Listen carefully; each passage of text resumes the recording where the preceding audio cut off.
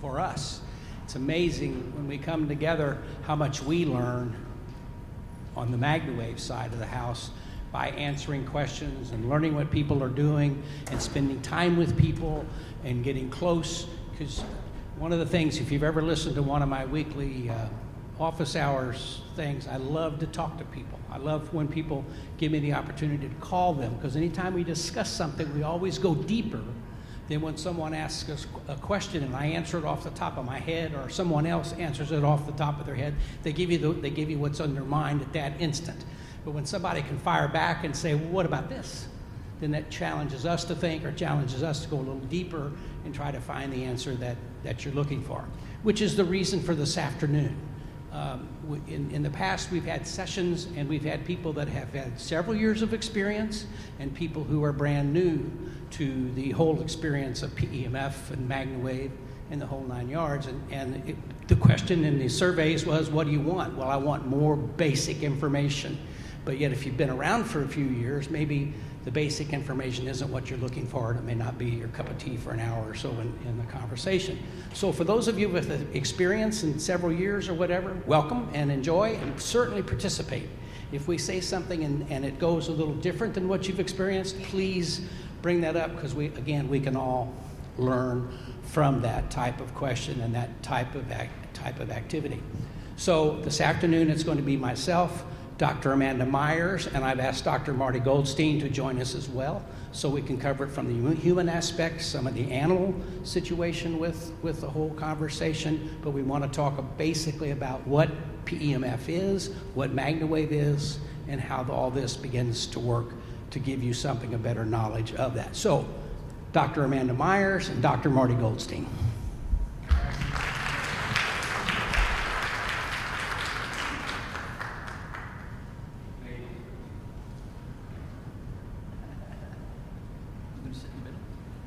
Whatever, that's fine. So here we are.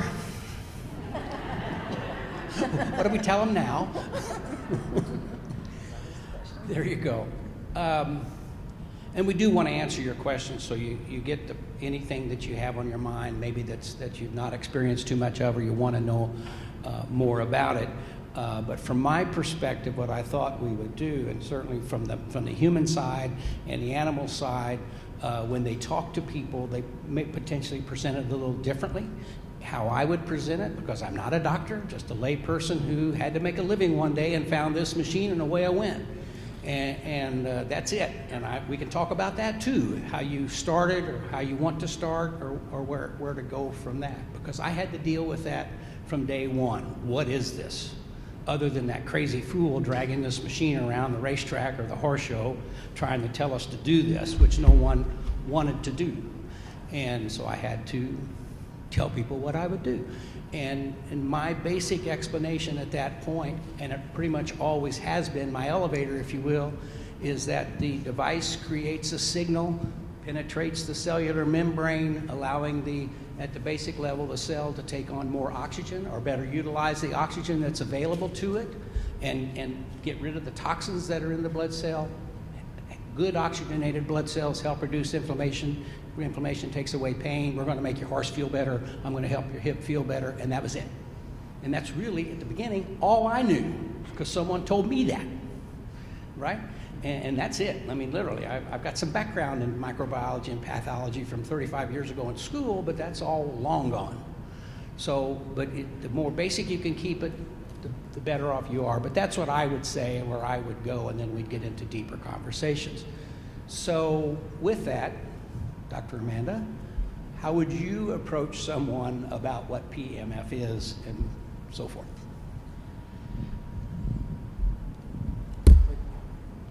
Never mind, Marty, how do you feel?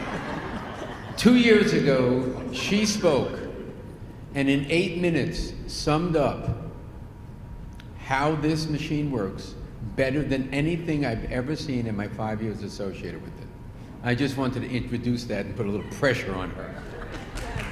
I almost gave her a standing ovation after 8 minutes in the middle of her talk. That's how right on you are. And please continue. And to that point, when I first met Dr. Amanda, came into my office with Verlinda, and Verlinda was a staunch believer, and I'm going to do this, and this is going to work. And Dr. Amanda, pediatric emergency room physician, was kind of like, "Are you crazy?"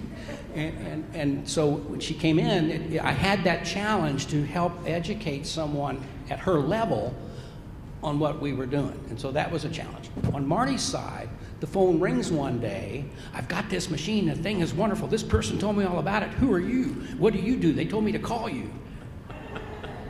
So that's the difference in how things developed or rolled out. So back to the original question. No pressure at all. Yeah, we do, in the medical arena, tend to be critical thinkers about what we're getting involved with and what these modalities maybe are and how they're going to impact bodies. And some of that is positive in a lot of these situations, and some of it can be negative. So we're sort of balancing, right, the risk-benefit ratio all the time. And so I think whenever somebody puts something new in front of me, I'm curious. I want to know what it is. I want to know why it does it. And I want to know what we don't expect it to do, maybe even also, right? So Pat had a job, is the bottom line. Marty, I don't know if I'll live up to the expectation, but I'll give it a go here.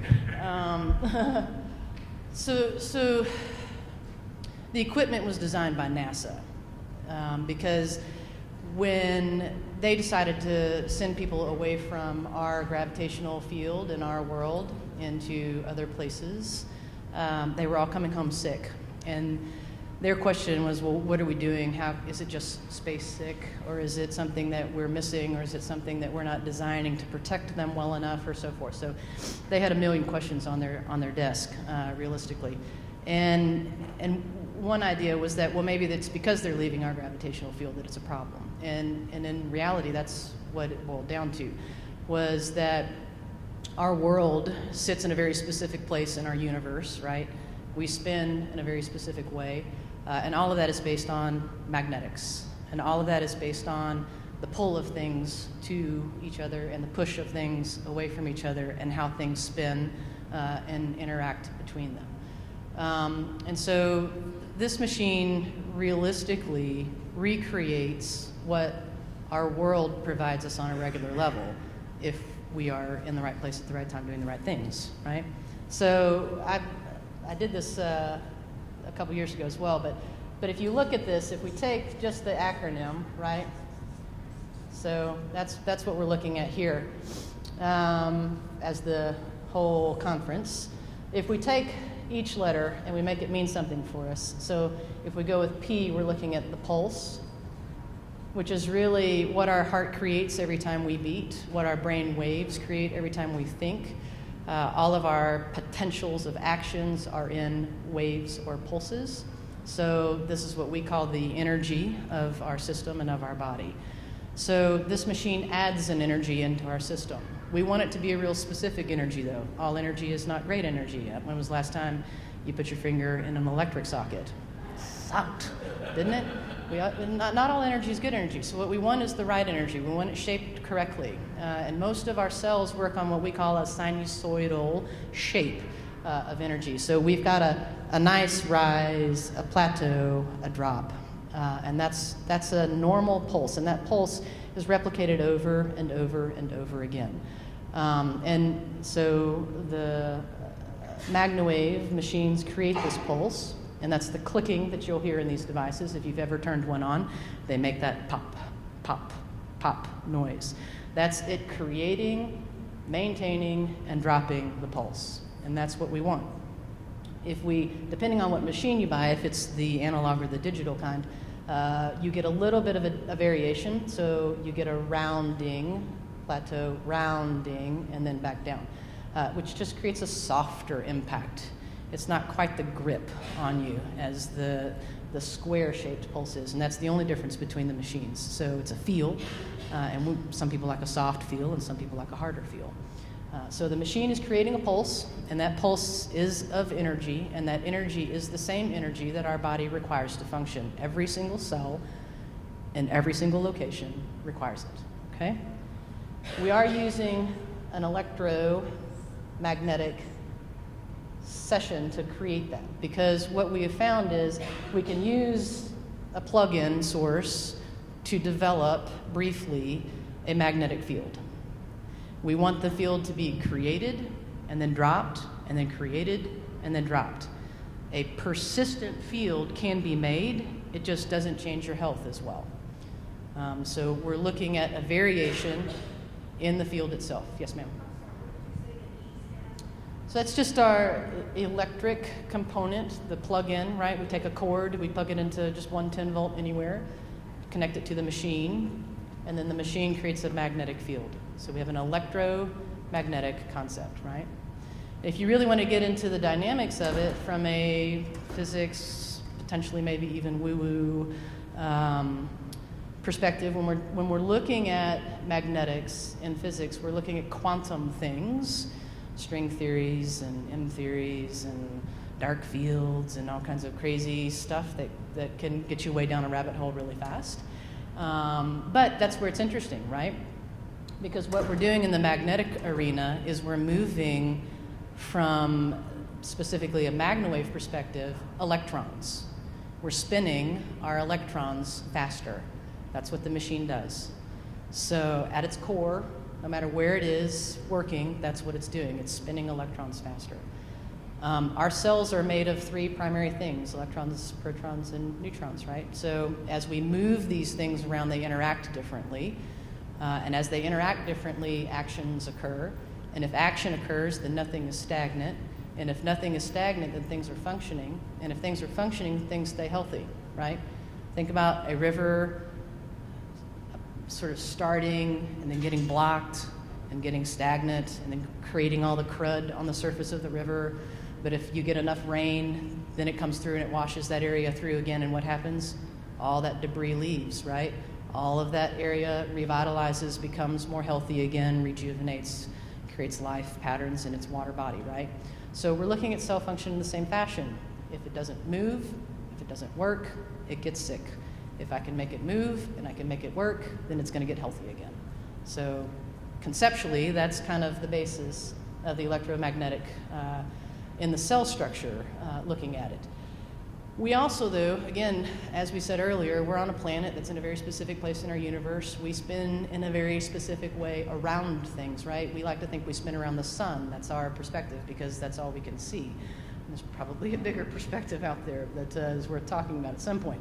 But if we spin around the sun in a very specific way, and our world is spinning in a very specific way, right? So we're rotating in two different techniques, right? We're not elliptical, we're not doing something crazy, we don't spin really wild and nutsy, right? So we're looking at the dynamics of how our world interacts with the universe around us. And those magnetics are, when you have the Earth here, this marker may not be awesome, the sun and the other planets' magnetic fields come toward us like this. We have a north and a south pole, right? We spin around that pole, don't we? So our spin is like this. Our magnetic field goes outward, this direction, around our pole. The difference between our sort of space and the external universe space looks like this. Where have we seen that before? Right there. It's a sinusoidal wave that goes around the base of our planet called the Schumann resonance, right? Guess what frequency this Schumann resonance is? It's right about 7.4 hertz. If I put an EKG on your heart right now and looked at the tracing of it to see what your frequency is, or if I put stickers all across your head and I traced your brain wave activity in an electromagnetic fashion, guess where your frequency is? Right there. Yes, ma'am.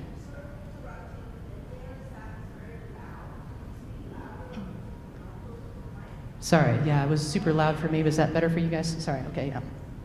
So, to reiterate then,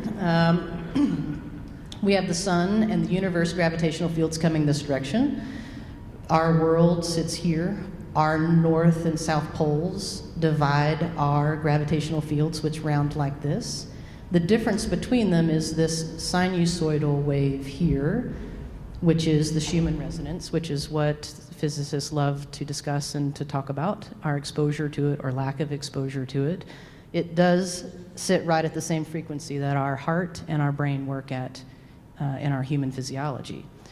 It's important and interesting because if I hide you from the Schumann resonance, if I bury you in a cement box, or if I create a wire network of caging around you, we call those things Faraday cages, and I block you from your exposure, you'll get sick and you'll go crazy. Really, the science is interesting. If I re-expose you to this, then those things go away, right? So how do we live today? What do?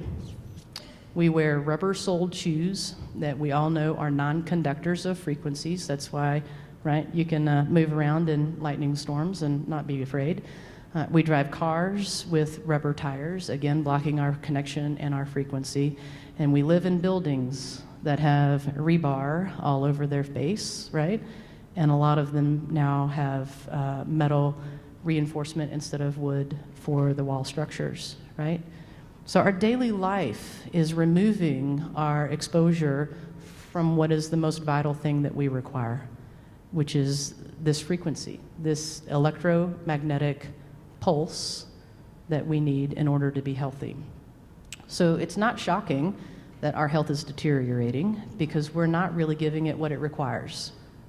So what this machine really does is reintroduces the frequency that it requires with a magnetic field in a pulsed fashion that our Earth normally provides us. And when we used to live outside, we got it all the time, but we don't anymore. So in a nutshell, that's what this machine does. And NASA, at this point in the game, sends all of their astronauts in suits that recreates this very specific field. And they are the people that designed our very specific machine. It's interesting, right? Yeah. All right. Thank you. Any questions at this point about what Dr. Amanda shared? Yes, sir.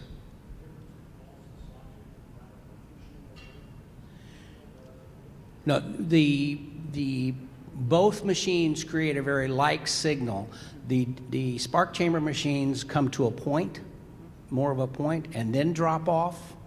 That's sharper. The digital machines kind of have a little rounded top on it, and so it enters the body in a more soft fashion, more comfortable. And people choose to like or not like one or the other type of thing. So with that said, a lot of conversation deals with the hertz. The hertz is how many signals per second. 7.4 being the Schumann resonance that a lot of discussion is, which we need. Now our devices, and most devices, will run from 2 to 50 hertz, which is pretty much controlled by our electrical grid. So if you took your machine, I'll talk in the presence of the Macs, at the highest power will fire once a second or 1 hertz. So if you begin to go to where I start talking about a more moderate type of signal, you'll find that you're clicking somewhere, you can't really count it. You're running in about the 7 to 10 hertz type of spectrum, maybe even higher than that in terms, but in our world, the faster it clicks, the faster the hertz, the lower the intensity. Now, that's a whole discussion to have that we can get into a little bit, but on a moderate setting, click, click, click, click, click, click, you're going to start falling into the normal resonance that the Earth produces and that is more required. Yes, ma'am. Hold on, we want to hear your question. You're gonna mic you. How does a doctor decide which of the two to select for a patient? You know, the sharper top or the softer edge? Makes no difference. It makes no difference? No difference. Does he test both and then have the patient say, this works for me, or? No, the signals, the result of the signal is identical. If I may, Dr. Dennis, who did the NASA study, found that the real healing property in the signal is the drop. The drop, okay. What they call the slew rate. So however it's up there, whether it's square, whether it's sharp to the top, or whether it's round, or whatever it is, it's the drop. The drop is where he found there's a little better healing rate, or healing property. Now you can go back years and years through studies where they didn't have a signal that stopped the way ours does, and it was a sinusoidal signal that did not stop. And they found it works. It's just slower, just not as fast, not as dramatic, if you will. Well, thank you. Okay. Yes, sir. Oh, here's, yeah, right back there.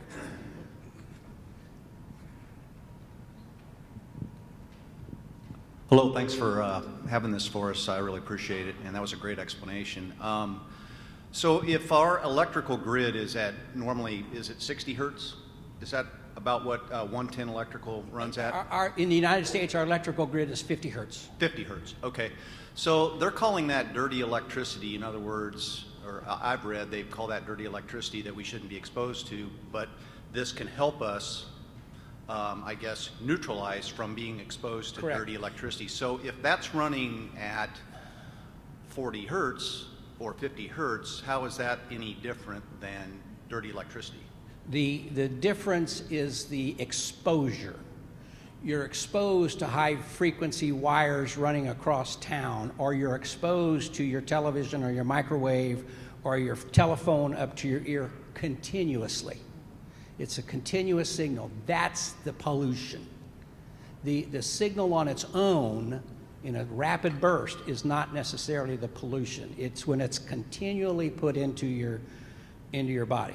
You can touch an electrical socket and you go, oh my God, I shouldn't have done that. You stick it in there a long time, you're in serious trouble, right? So it's the same kind of thing. So yes, we might be at a similar hertz, you might be all of that stuff, but it's the continual aspect of the signal. There are people, 1 out of 100 people, and I apologize for, I should give this to you, 1 out of 100 people cannot stand what we do. Their body situation with their toxins or their level to electricity, they just can't be around it. That same person is uncomfortable on their phone, or they're uncomfortable if they live by high tension wires that run across their home, or whatever it may be. But beyond that, it's the rapidness. It takes, if there's, and I'm going to give you 2 numbers, and some of you may have heard me say this before.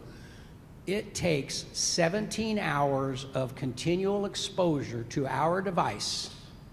Here's the 2 numbers, to give you 1 minute of the exposure that you would get from your telephone.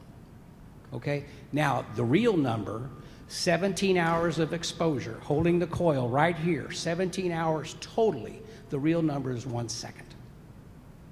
Because these are nanosecond bursts of energy. When you hear the click, it's gone. By the time the click gets to your ears at the speed of sound and all that, it's gone. So that's what it is. It's a hard thing for people to wrap their head around. You know, they'll say, oh, no, this, you know, but in fact, by the pulsing that Dr. Amanda was talking about is actually what performs the cleaning. It allows the cells to clean themselves. It's not jamming the cell up continually for the whole period of time. Excellent, thank you. Yeah, quick follow-up. So would 7.4 be what I'm shooting for on my PEMF? I'm sorry, you again? Would 7.4 be what I'm shooting for on the resonance? Or, you know, because sometimes it's higher or lower? 7.4 is the Schumann resonance that they discovered was beneficial to the astronauts, would bring them out of space sickness, because that is a duplication of the Earth's resonance. What Dr. Dennis established is it really, for health purposes, doesn't make that much difference. It's an arbitrary number. He chose 10 hertz for his study. And he's been asked, why did you choose 10 hertz? My machine has to be 10 hertz. And he'll look at you today and say, that's not the case. I picked 10 hertz just to pick 10 hertz. I could have picked 20 and I'd have gotten the same results. The difference is, in our world, we start talking about the speed of the frequency of delivery. We don't really talk a lot of hertz because people can get very dialed in on hertz. We talk about the speed of delivery and the intensity. What our devices bring with the higher intensity is a faster result. And if you did everything at 7.4 hertz on a low voltage, low frequency device that you don't feel, it'd take a long time to get that healing property that we're looking for quickly with our clients and patients. Okay? Anyone else? Okay, so, yes? If the reason that this is working is rubber shoes or the car is a Faraday cage, how does that affect horses? They're not wearing rubber shoes, they're not in a car. Why does this work so well on horses? Well, They live on the earth that man screwed up. it's not, the horses still can become ill from a number of things. One thing that we're never going to have to worry about is detoxifying a horse too far. Okay, we can over-treat ourselves and detoxify our body to where we take on flu-like symptoms. Whereas with an animal, by the fact that they're in the grass all the time or they're in the world all the time, their levels are more balanced. That doesn't mean that they're not going to become ill, but it does mean that they are very receptive to anything to help clean them up as well. That's why we get such... And it doesn't work so much better on a horse than it does on a person. A horse just does not understand placebo. When you treat any of us, we want to feel better. I want to be better tomorrow or tonight. A horse doesn't know that it wants to be better. Any of you who are in the horse world know that you got a horse that you're riding today like a champion, and tomorrow he can't walk. That horse was hurting yesterday, but it just showed up tomorrow. We don't do that. We start feeling bad today and getting down or whatever. Does that help? Okay. Anybody else? And maybe to follow that up, I mean, I use those sort of examples to say, look, our lifestyle is driving us into a very specific health status. And if we look at numbers, you know, the numbers of cancer, the numbers of common things even like autism and ADHD that we're dealing with today did not exist in 1960. 1970. The numbers are horrifyingly high at this point in the game, and the question is why? And it's got to be lifestyle, because for hundreds of years prior to that, we were living very similarly without those issues at all. So something that we're doing today is different, and whether that's food, activity, lifestyle, you know, from where we have created comfort for us, then all of that is a contributing factor, you know. So it's an interesting thing to see health decline so rapidly with the progress that we've created, sort of, so to speak, in our societies today, you know. Chris? Yep. One thing while Chris is coming over, and then I have a question for Dr. Marty. We talked about low power, high power, different hertz levels. One of the things that we're doing, and you may have heard me say this also, we have 3 studies going on currently. One at the Henry Ford Hospital in Detroit, which is for venous wounds. Are we getting a feedback? I'm sorry. Okay, let me finish this one point. The second study is the University of Miami in Florida for arthritis, osteoarthritis. The third one is at the Palm Beach Veterans Hospital in California with bed sores. Okay? We are doing those studies with 3 different machines. Each study has a low power machine, a medium power machine, which would be we have what we call the B2, then we have the semi machine, which would be our lowest power machine, and then the Maya or the Max. And so the whole purpose is to show that you have the same healing capabilities on a high power, medium power, or low power device. Because people will say, you don't need that high power, the high power is bad, or whatever. We're going to show, because we know, we've already done studies in Cuba, that the high power will work just fine as rapidly as anything else will work. Just want to kind of clarify that in your question. Yes. Have there been any studies at all that you know of, or is it too early, for PTSD patients, because they have had such exposure to so many different levels of poisons? You know? I can't say that I know of a PEMF study being done on PTSD at this point. I'm sure it will be. We have worked with several people in the military, different therapy folks who use it for PTSD. You do? Yes. And as a personal testimonial, we used it in my family for someone who has severe PTSD, and it changed their game. Yeah, I know of a severe PTSD that when you just walk in a room, they jump maybe a foot off the ground. And to the live whole your life that yeah, way. to support that, PTSD, if you stop and talked about it, is much like depression. I mean, they have a lot of the same types of things. And it is FDA approved, not our device, but the modality is FDA approved for depression. And it works very well for that. So if you're dealing with depression and you're treating that way, it's PTSD would fall right in line. We fall in line to it. Well, Okay. thank you again. Okay, we have a couple more questions. Thank you. Doctor, I wanted to ask you, has any studies been done with the ADDH children or anything in that arena to help them? There's not any formal review or research on it at this point in the game.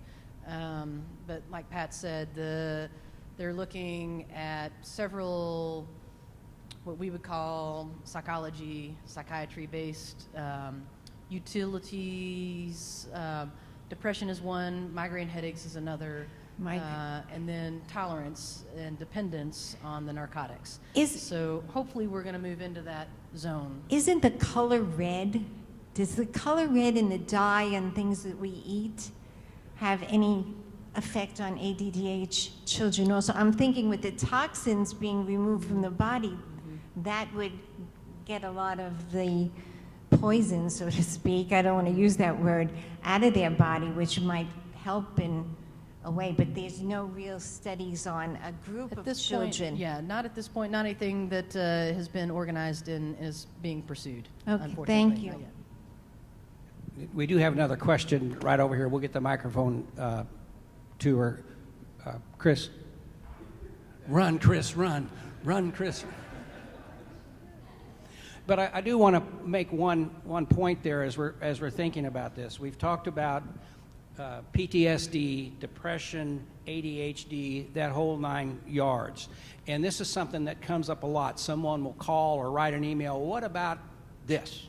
Okay? The similarity between ADHD, PTSD, and depression or all this has to do with very similar type of ADHD or want to calm them down, relax them. What do we want to do with depression? Calm them down, relax them, sense of well-being. What do we do in PTSD? Calm them down, relax them, sense of well-being. So there's a huge crossover. And you need to think about that as you're learning about PEMF. The crossover is absolutely huge on how things are influenced. And what I always say, if oxygen will help, it's a good deal, right? So that there's just so many similarities. Yes, ma'am. I just wanted to comment on the lady that had the question about PTSD. I have a brother-in-law who is a retired command sergeant major from the military, and he has severe PTSD with a lot of physical, secondary medical problems.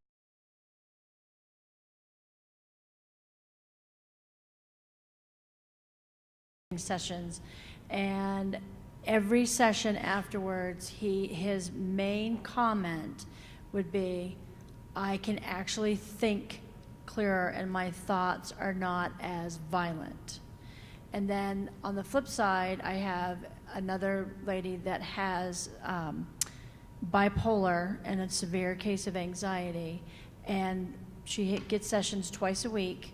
And she said that it's about thinking. She can actually, her thoughts are not running, but it's more, okay, I can think about what I need to do next in my day.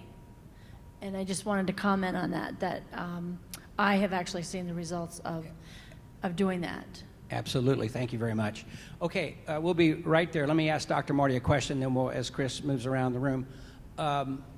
So, from a veterinary perspective, folks come into the office, they're talking about their animals and themselves. We could talk about your office when you're treating, never mind, let's go here. We'll get there. Tell us how you would approach someone from the animal situation as introducing them to PEMF and what they can expect or whatever. Well, first of all, I am not Bill Nye, the science guy. I've been a clinician going into my 47th year and been on a mission to make change not only in society but the profession.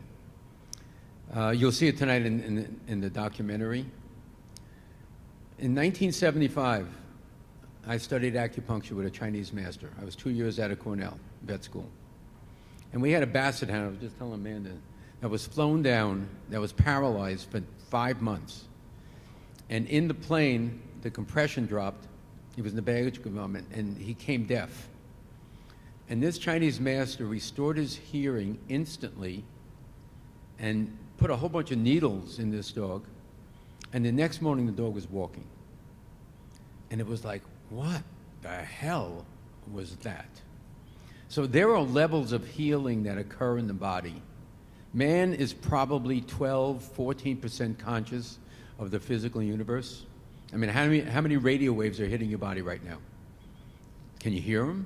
But if we had a radio in here, you'd hear 15, 20, 30 stations. There are so many energetic fields that are hitting the body right now that we're not aware of. And there is a huge sharing of energetic fields between human and animal and human-animal bond. It's uncanny. So over the course of my entire career getting into alternatives way back in the 70s and seeing so many miraculous changes, when I was coming towards the end of my career about 5 years ago, I thought I saw it all.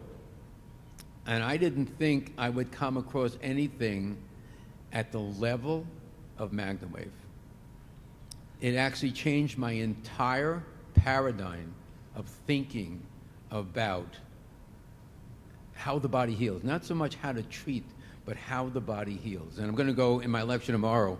I'm going to present a lecture tomorrow that is sub-basic, way below anything you're going to expect. But to answer your question, when I first got the machine, of course I was scared. You know, I've been doing alternatives, and I was afraid to treat an animal. I treated a couple of people, and it was mind-blowing.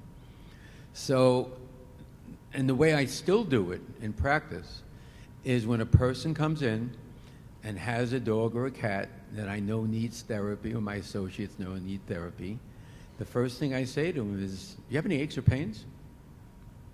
"Yeah, my shoulder hurts." And I said, "Let me treat you, 5 minutes." And invariably, they will get markedly better within 5-10 minutes. And then they'll beg you to treat their dog. They'll beg you to treat their cat. So, now we have a level of confidence, and you'll see the MagnaWave in the documentary tonight. We made sure to get it into that film, even though an entire educational thing is going to be created after the documentary comes out, and the MagnaWave is going to have his own section. But it's when you develop a confidence of experience, just knowing what you've seen it work, it'll be easier and easier. You'll just get it.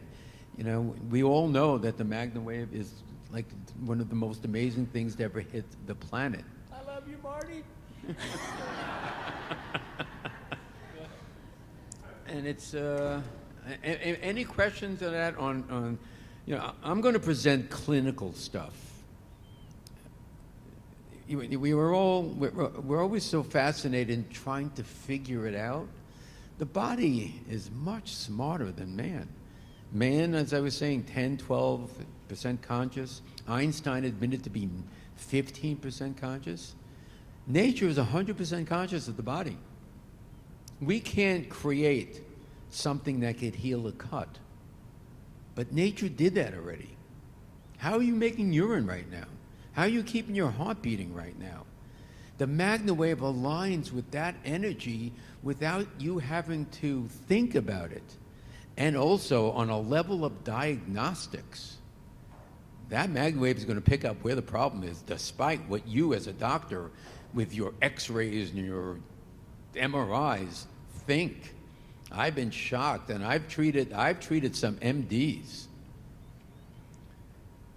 and it's gone right to their problem that their testing never revealed, and then made that problem better. And then those MDs bought a machine, and then 3 months later thanked me for changing the way they think about practicing medicine. So you're dealing with, you know, an explosion of reality. That's all I got to say. Thank you, Dr. Marty. I'll pay you in the morning. Yes, ma'am. We got to wrap up and go to the next one, but yes, ma'am. Thank you. I just want to ask, there's some modalities, for instance, laser, that is contraindicated for cancer because it increases the blood supply and oxygen to malignancies. How is the MagnaWave not contraindicated for cancers? First of all, we need to be very succinct. There is very little documentation that a laser is contraindicated to cancer. For years, I dealt with, you can't get around this because you're going to spread that cancer. You're going to cause that cancer to grow. So my response would be to the doctors at that point in time, so I can't take a walk. I have cancer, I cannot exercise because it's going to do the same thing. Now, with that said, what we found and what a laser will do is stimulate the oxygenation of the blood, stimulate the activity of the blood. Cancer hates oxygen. MagnaWave helps the body better utilize its oxygen. I've watched tumors shrink. I don't talk about that disease. He can and she can. I can't. But I have watched tumors shrink as a result of using this modality as well as some others. There is a lot of conversation, and again, several years ago, it made perfect sense. You're going to stimulate that area and you're going to make that thing grow. Well, they've learned that it doesn't. And there are studies going on to support that. In Europe, for example, PEMF therapy is used in conjunction with chemotherapy, not in the United States at this point, because it has a tendency to make someone a little sicker because of better absorption, better metabolization, and that type of thing. And he does a lot of cancer work in dogs. Yeah, we see 3 to 5 new cases of cancer a day in our practice right now from all over the United States. So cancer is like my middle name, my first name, and I'm about to adopt it as my last name before I retire. Here's the scoop. Alternative therapies were always a no-no in general when it came to cancer, especially acupuncture. We were taught when I studied acupuncture, you do not treat cancer with acupuncture unless you're a Chinese master. And I've seen Chinese masters actually treat and put into remission cancer using acupuncture. But it'll feed energy. Laser, I was taught, would feed energy. So any of these alternative energetic modalities, I was always afraid of. And when I got the MagnaWave machine and started to research, this was the exception. And I actually saw a tumor with the dog's owner holding this little dog. It was a mast cell tumor on a Chihuahua, and we tried to fit the coil over to treat it because the leg needed to be amputated. And we couldn't get the coil over, so we put the coil on top. And after 5 minutes, the owner, Mrs. Mom, screamed, "Oh my God, I think it's smaller." And we took the coil and passed it right over the tumor. So I've seen it shrink.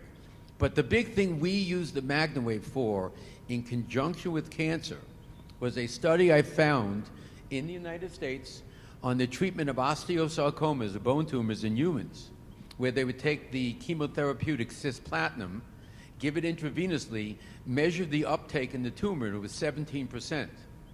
Then they would take the same patient, give the same dose of cisplatin, and put PEMF fields over the tumor, and the uptake was 37%.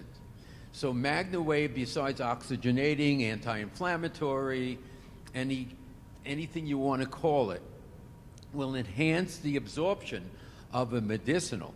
I've been doing tremendous work with intravenous vitamin C at high levels, nutraceuticals, anti-cancer nutraceuticals like artemisinin, which shrinks tumors, destroys tumors.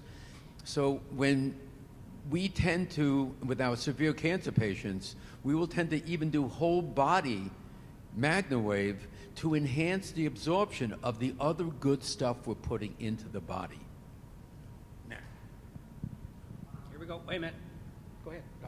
Just to add to that, there are a dozen studies at this point in the game that will tell you that if you give a product singularly, if you give that product and use MagnaWave, that the absorption will increase. And they're all done specifically in cancer drugs.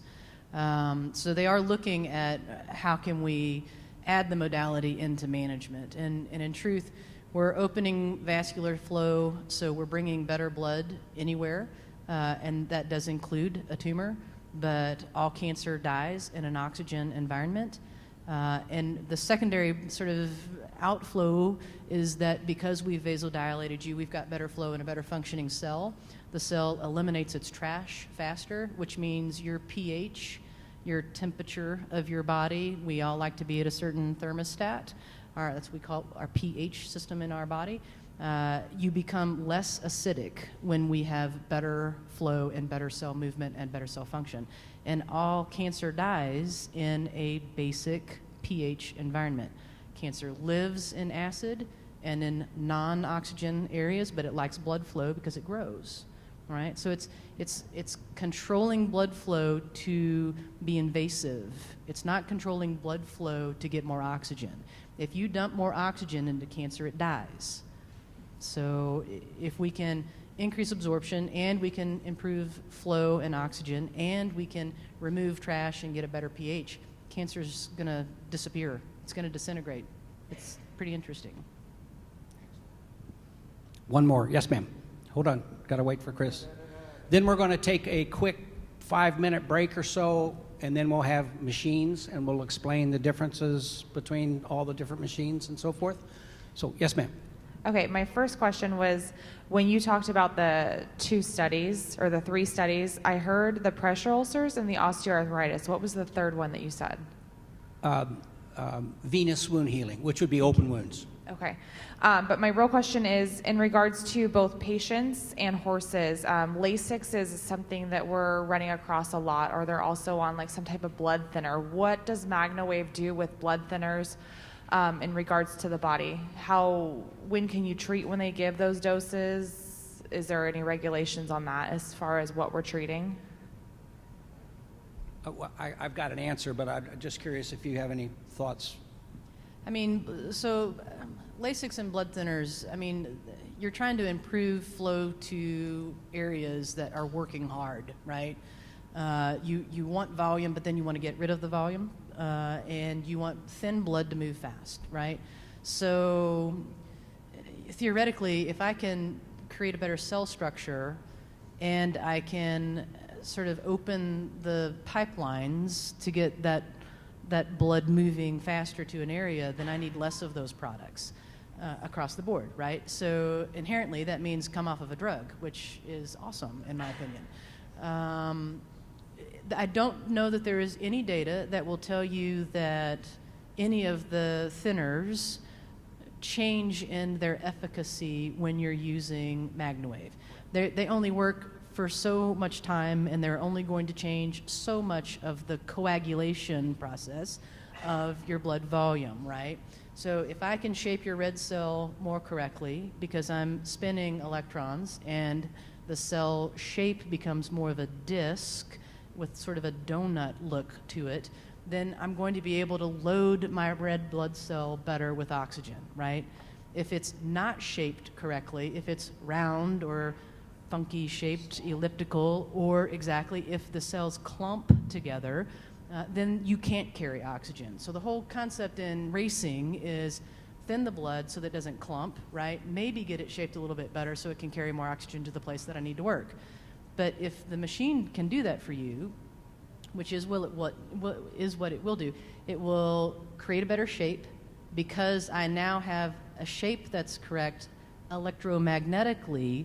I create a negative sort of ring around the outside of that cell, which means it will repel from the other red blood cells. Like if you take 2 magnets and you try to put them together on the same side and they just bump off of each other, but you put opposite sides together and they stick, right? Same concept. If I shape it correctly and I make it negative on the outside, it won't clump, and then it will also pick up all of the oxygen that it's supposed to and carry it where it's supposed to go. So if I get a good cell and I improve blood flow because I've taken a small pipe and I've made it its normal size, right? It's like clogged drain versus clean drain, right? How better is your flow? That's what we're doing. We're taking a small, tight thing and we're vasodilating it or opening it, and we're allowing better flow to occur. So that would be my answer. Very, very good. To that end, it will not change. If you have a blood thinner and your blood is thinned out, using the device isn't going to change that. Isn't going to make that more. Now, and to that end, for years, here I am talking about walking around carrying this box, never thought about testing a horse or an animal. Never crossed our mind. We just treated, right? All of a sudden, one day somebody popped up and said, oh my God, I use this stuff, I injected my horse, and you're going to treat it, and I'm going to go after and get tested, and I'm going to flunk. I'm going to fail because you're going to make it more. And that doesn't happen. You put so much into the body, so many cc's or however it's going to be measured. Once it's in there and metabolized into the body, you're not going to change it.